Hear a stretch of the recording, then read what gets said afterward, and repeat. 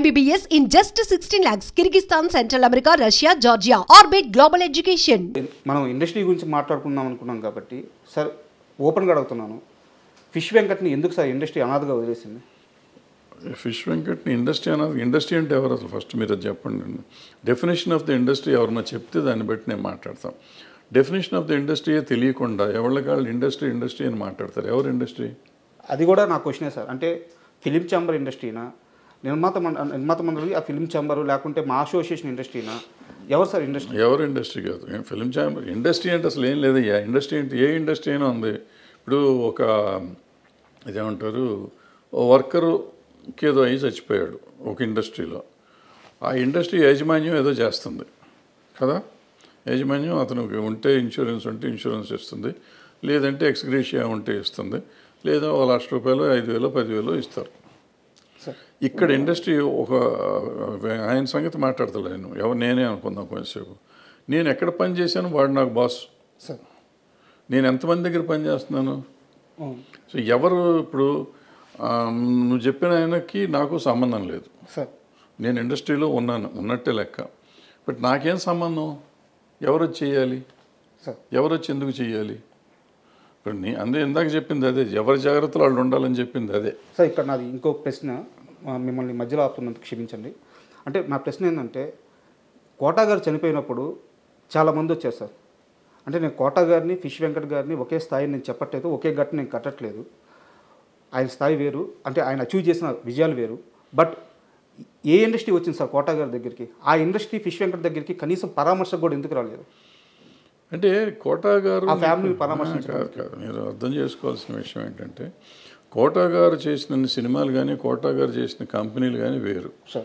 Fish Venkat గారు చేసిన సినిమాలు, ఫిష్ వెంకట్ గారు చేసిన కంపెనీలు వేరు. ఆయనకి పరిచయం ఉన్న వాళ్ళు వస్తారు. ఎవరైనా కానీ పోతే ఇప్పుడు అన్ని చోట్లకి వెళ్ళాలని రూల్ ఏం లేదు. చాలామంది అడుగుతారు, ఫిష్ వెంకట్ గారు పోతే చాలామంది రోజు పోతున్నారు. అంటే అంత ఇది కాదు. ఈయన ఇప్పుడు ఆయనతో పనిచేసిన వాళ్ళందరూ వచ్చారు కదా అక్కడికి. ఆయనతో పనిచేసిన వాళ్ళు అందరూ వచ్చారు. ఒకళ్ళిద్దరు పెద్దవాళ్ళు కూడా వచ్చి ఉంటారు. నాకు తెలియదు ఎవరు వచ్చారు ఎవరు రాలేదు, నాకు తెలియదు, ఐడియా లేదు. సో డెఫినెట్గా కొంతమంది ఆయనతో పనిచేసిన వాళ్ళు వచ్చి ఉంటారు. సార్ అంటే నేను ఎందుకంటే ఈ క్వశ్చన్ అడిగింది దీనికోసమే సార్. ఇప్పుడు ఎవరు తెలిసిన వాళ్ళే వెళ్తారు, తెలియని వాళ్ళు ఎందుకు వెళ్తారు ఇండస్ట్రీలో? ఇప్పుడు ఆయన వచ్చినాక ఏంటంటే ఒక గబ్బర్ సింగ్ నుంచి పాపులారిటీ వచ్చింది. ఆ గబ్బర్ సింగ్ గ్యాంగ్గా పాపులర్ అయ్యారు.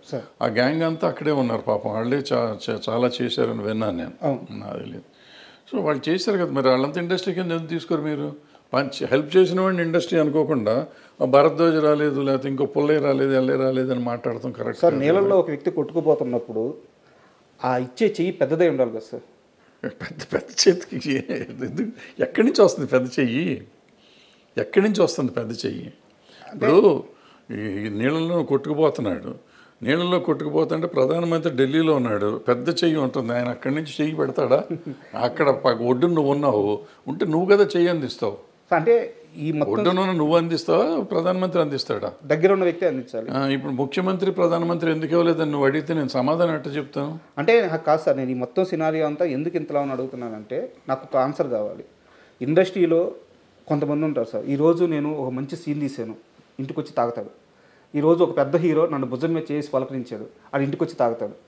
ఈరోజు నా మీద కెమెరా పెట్టి 2 డైలాగులు చెప్పించాడు, వాడు ఇంటికి వచ్చి తాగుతాడు. సినిమా ఆడింది, వీడు తాగుతాడు. సినిమా పోయింది, వీడు తాగుతాడు.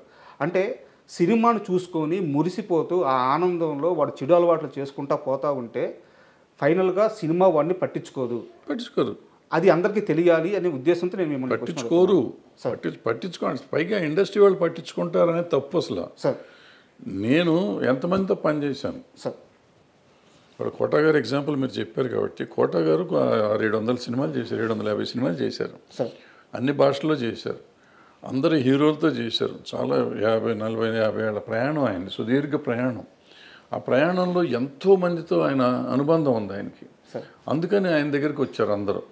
అంత పోటాడుకున్న వాళ్ళు ఉన్నారు, ఆయన కొట్టిన వాళ్ళు ఉన్నారు, తిట్టిన వాళ్ళు ఉన్నారు, ఆయన తిట్టిన వాళ్ళు ఉన్నారు, ఆయన కొట్టిన వాళ్ళు ఉన్నారు, రకరకాలు ఉన్నాయి. సో మంచి అనుబంధాలు, చెడు అనుబంధాలు, మంచి ఎక్స్పీరియన్స్, చెడు ఎక్స్పీరియన్స్ చాలా ఉంది ఆయన. అందుకని అందరూ ఆయన దగ్గరికి వెళ్ళారు.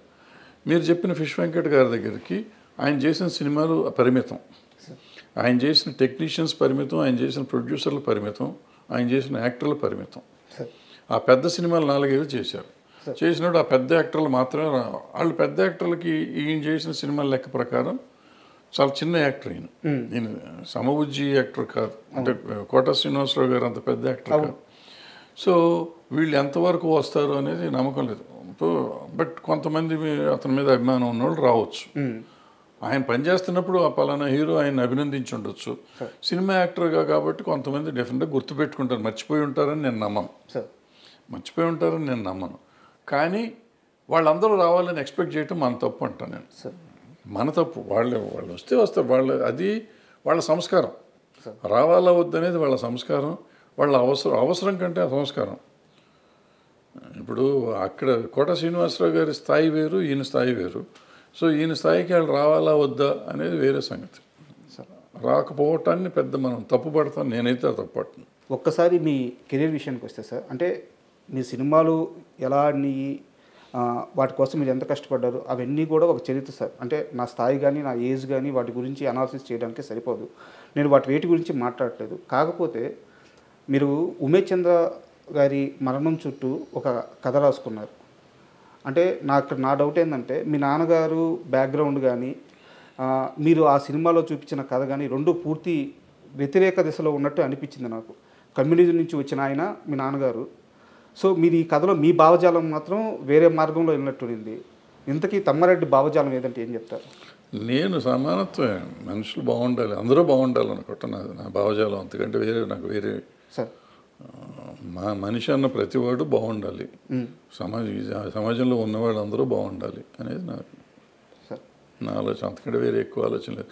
దాంట్లో నేనేం చెప్పానంటే, ఇప్పుడు పోలీసులు ఒక పక్క నుంచి వాళ్ళ డ్యూటీ వాళ్ళు చేస్తున్నారు. నక్సలైట్లు దేశభక్తులే, వాళ్ళు దేశాన్ని బాగు చేద్దామని, ఒక సమాజాన్ని నిర్మిద్దామని వాళ్ళు ఒక తుపాకీ కొట్టడం ద్వారానే న్యాయం వస్తుందని వాళ్ళు అనుకుంటున్నారు. అయితే వాళ్ళు చేసే పొరపాటు వల్ల కొంతమంది మా సామాన్యులు చచ్చిపోతున్నారు. సామాన్యులు చచ్చిపోయినప్పుడు వాళ్ళు మర్నాడు ఒక స్టేట్మెంట్ పడేస్తారు, ఇది సిద్ధాంతిక పొరపాటు లేకపోతే చారిత్రక సైద్ధాంతికంగా జరిగిన పొరపాటు అని చెప్పి పొరపాటు అని ఒక స్టేట్మెంట్ పడేసి ఊరుకుంటున్నారు.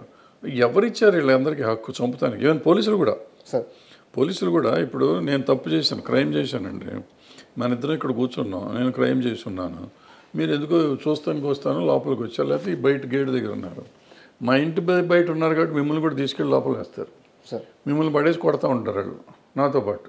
కొట్టి ఎందుకున్నావు నువ్వు అక్కడ అని అడుగుతారు. మీకు సంబంధం లేదు, మీరు ఎవరో తెలియదు, మీరు పొరపాటున మీ క్యారెక్టర్కి ప్రాణం పోవచ్చు. ఎవరు? ఇప్పుడు నిన్న ఒక సినిమా చూశాను నేను, రోతే అని ఏదో మలయాళం సినిమా.